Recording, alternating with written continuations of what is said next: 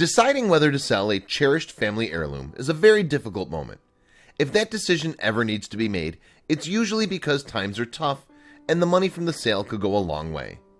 When one struggling Texas woman finally felt compelled to sell her mother's gold necklace, she hoped the money she would receive would be enough to pay for her bills, buy groceries, and get her family through the next couple of weeks. However, she was confronted with a jewelry store employee who had completely different plans for the transaction.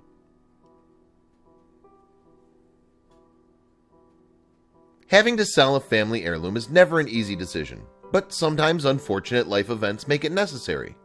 In these situations, many people head to their local pawn shop or jewelry store with the hopes of leaving with some much-needed cash in their pockets.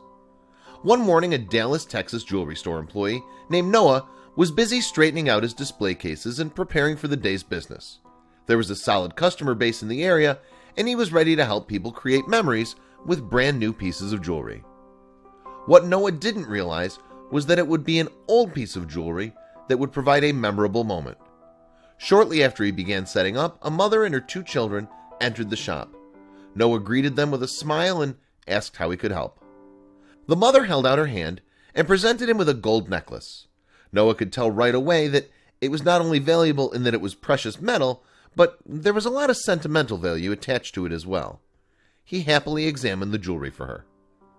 The woman and her children patiently waited as he inspected the item at every angle.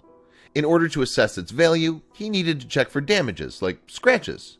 Then he walked to the back of the store to retrieve his tools. The family waited while Noah collected the supplies he would need to closely examine the necklace and give an accurate appraisal.